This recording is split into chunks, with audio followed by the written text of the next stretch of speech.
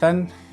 Una vez más, aquí su hermano Ignacio, del Ministerio Cristo Vida a las Naciones, compartiendo la palabra del Señor en una reflexión bíblica del libro de los Hechos. Hoy nos vamos a enfocar en el poder de lo alto, que está situado en el libro de los Hechos, capítulo 1, en esta ocasión, versículos 6 al 8.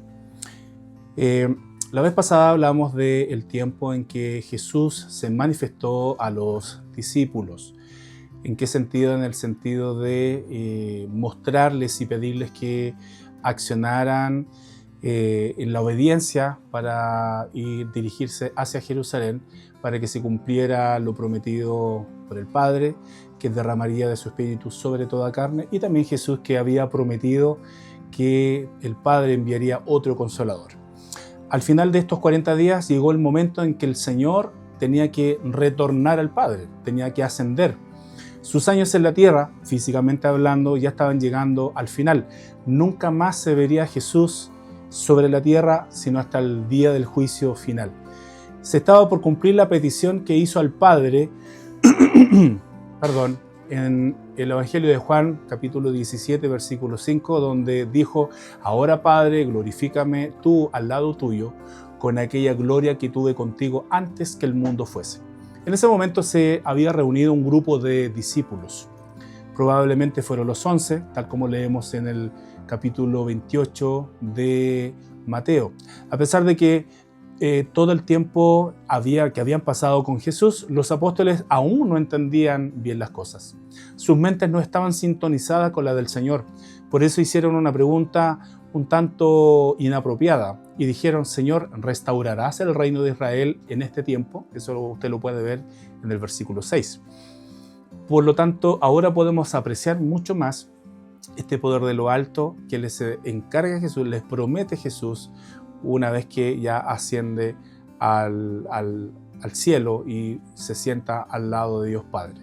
Oremos al Señor para que el Señor nos dé sabiduría y nos permita ser iluminados con su palabra. Padre, una vez más, gracias por esta oportunidad que tenemos de acercarnos a tu palabra, a la Escritura. Deseamos conocer los principios, las verdades que en ellas hay. Muéstranos, Señor, aliméntenos, exhórtenos, enséñenos para poder caminar con certeza y confiando cada vez más en usted y conociéndole cada vez más a través de ella. Gracias, Señor, por cada hermano, hermana, oyente, amigo que nos escuchará al otro lado de esta grabación. Bendíceles y que estas palabras también sean de tremenda bendición para sus vidas, para todo aquel que escuche. En el nombre de Jesús. Amén. Entonces, esta pregunta que hicieron los discípulos: Señor, ¿restaurarás el reino de Israel en este tiempo?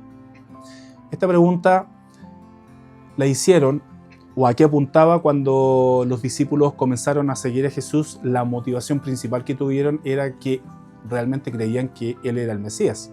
Su mayor anhelo era que el Mesías derrotara al Imperio Romano, a los romanos, y se restableciera la nación de Israel en toda su gloria. Ese era el pensamiento que tenían ellos. Por ello es que nunca entendieron la verdadera razón de existir del Señor Jesús como Mesías. Entonces, por unos días, la muerte de Cristo golpeó esta expectativa, porque dijeron: no puede ser que este Mesías, este Salvador, de una u otra forma muriese, que fuese crucificado, porque él podría derrotar al Imperio Romano. Entonces, ahora había resucitado y seguía hablando del reino de Dios. Es decir, había algo que no estaba cuadrando. Todas aquellas aspiraciones nacionalistas de un reino mesiánico que podían recuperarlo a través del Señor Jesús revivieron en el corazón de los apóstoles. Y seguramente se debió a que el Señor les venía hablando de la extensión del reino de Dios para con la nación de Israel sobre la tierra, indicándoles que ellos tendrían un papel muy importante en eso.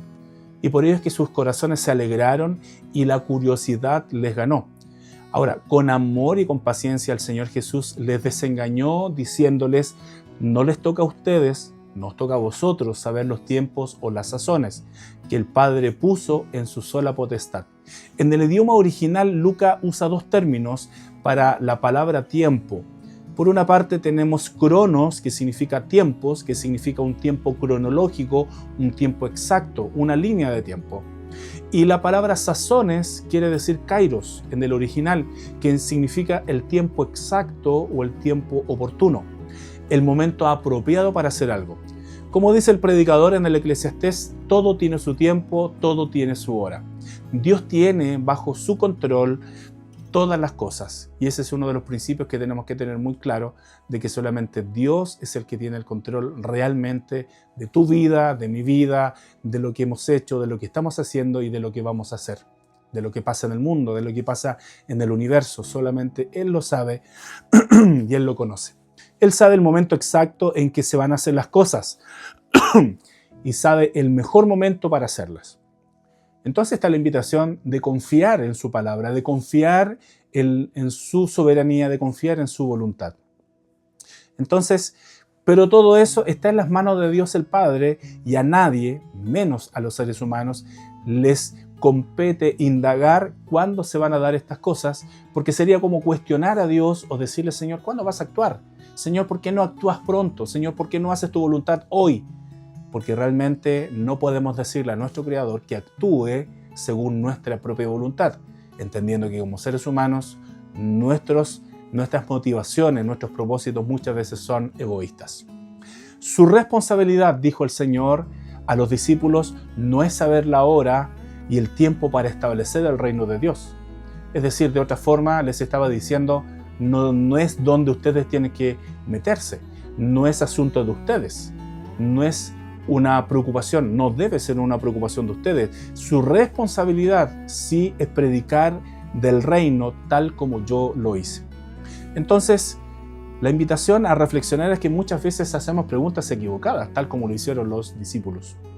Los discípulos preguntaron ¿cuándo se restaurará el reino? En vez de preguntar, Señor, ¿cómo se restaurará el reino?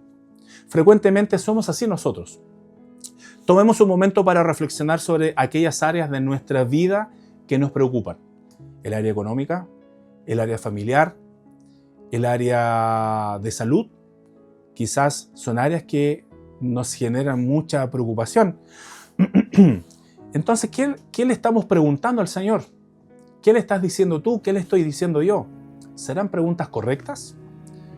Entonces, sería bueno quizás cambiar nuestras preguntas y decirle, por ejemplo, en vez de preguntarnos ¿por qué nos ocurrió algo?, podríamos decirle ¿para qué nos ocurrió esta situación? Cuando el Señor comenzó su ministerio, estimado amigo, estimado oyente, su ministerio de anunciar el reino de Dios lo hizo con el poder del Espíritu Santo. Los apóstoles tenían que hacer lo mismo, esa era su responsabilidad. Por eso el Señor les hizo una promesa que tenemos que interpretar a la luz del contexto de la pregunta equivocada que hicieron antes. No les toca a ustedes saber los tiempos, pero recibiréis poder, como dice el versículo 8. Eso era lo más importante, o antes de saber cuándo iba a restaurar el reino. Ellos recibirían el poder para testificar del reino de Dios cuando haya venido sobre vosotros el Espíritu Santo.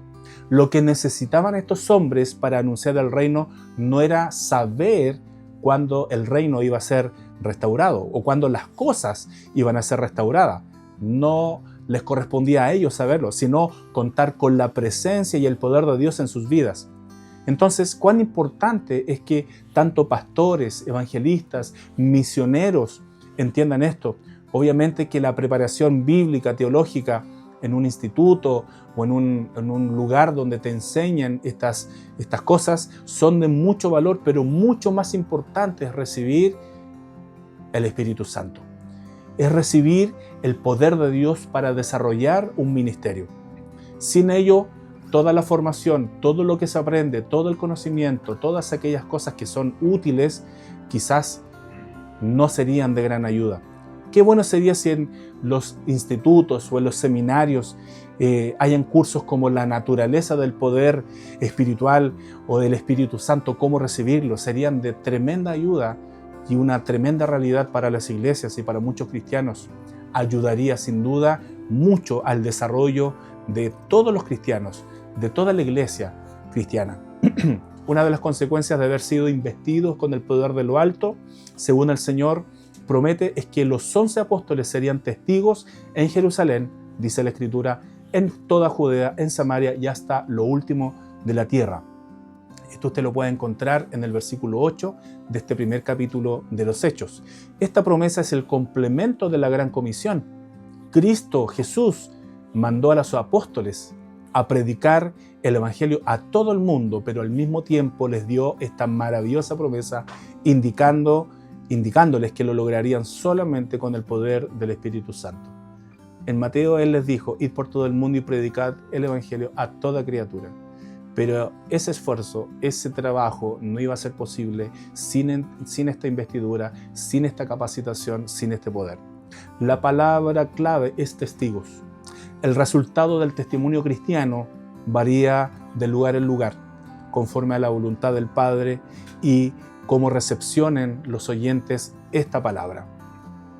La cantidad de fruto espiritual que iban a tener en el ministerio una vez que fuesen bautizados en el Espíritu Santo no era la responsabilidad de los apóstoles, porque esa era la parte que Dios iba a hacer. Su responsabilidad era obedecer y esperar en Jerusalén hasta recibir el poder de lo alto para la obra. Luego tendrían que salir por todo el mundo siendo testigos de la gracia de Dios en Cristo Jesús. Ahora nos podemos dar cuenta cuán importante es obedecer, cuán importante es seguir las instrucciones del Señor, cuán importante es hacer preguntas correctas, cuán importante es atender a lo que realmente importa y de lo que Dios nos dice cada día a través de su palabra. Reflexión, ¿estamos cumpliendo la Gran Comisión? ¿Hemos recibido esta capacitación espiritual para hacerlo? ¿Y estamos testificando de Cristo y su reino, tal como Jesús se les encomendó a estos hombres, a estos apóstoles? ¿Estamos obedeciendo a lo que Jesús nos instruye a través de su palabra, que era una acción súper importante que llevaron a cabo sus apóstoles, porque efectivamente esperaron en Jerusalén, unidos en oración, esperando la promesa? Esta promesa que quizás usted y yo aún no la recibimos, y si la hemos recibido, no estamos poniendo por obra la Gran Comisión. Las dos cosas van de la mano. Si hemos recibido esta investidura, es únicamente y exclusivamente para llevar a cabo la Gran Comisión. Que el Señor nos ayude si no la estamos llevando a cabo, o lo uno o lo otro.